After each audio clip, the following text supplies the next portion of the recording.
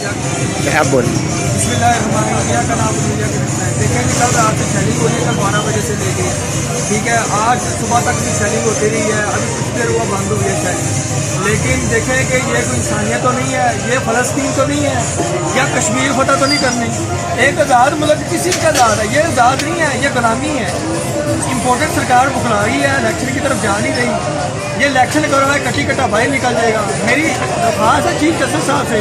مجھے یہ بتائیں چھوٹے چھوٹے بچے ہیں، معصوم ہیں، پاکستان ملے ہیں، کوئی قاعدہ قانون نہیں ہے، جنگل کا قانون بنایا ہوا ہے، جین چین پیشن کرنے کے بعد بھی یہ لوگ نہیں پہ بات آ رہے، تو ہم نے اپنی سمجھے تحریر کی ہے،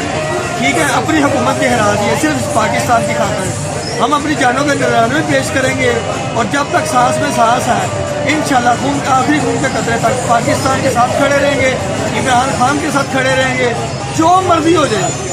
جو مرضی ہو جائے۔ امپورٹنٹ سرکار اور خاص طور پہ مریم نواز سے یہ ہے کہ تم نے اپنے باپ کو وعدہ تو دیا ہے نا، منہ کڑا کروا لو جا کے،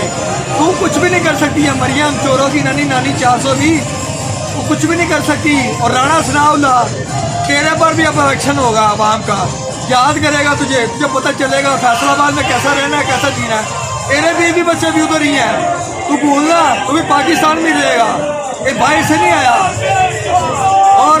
اب ہم یہ کہتے ہیں کہ اب لوگ ہم یہ کہتے ہیں کہ الیکشن ہو اور یہ بات آ جائے۔ آج گولیاں بھی چلی ہیں، چھوٹے چھوٹے معصوم بچے بھی زخمی ہوئے ہیں، اب دیکھیں نا کوئی ہاسپٹل میں جا رہا ہے، کوئی کسی کو رستے بلاک کیے ہوئے ہیں، رستے بھی نہیں کھول رہے، ابھی تک یہ رستے بلاک ہے۔ امپورٹنٹ سرکار پاگل ہو گئی ہے،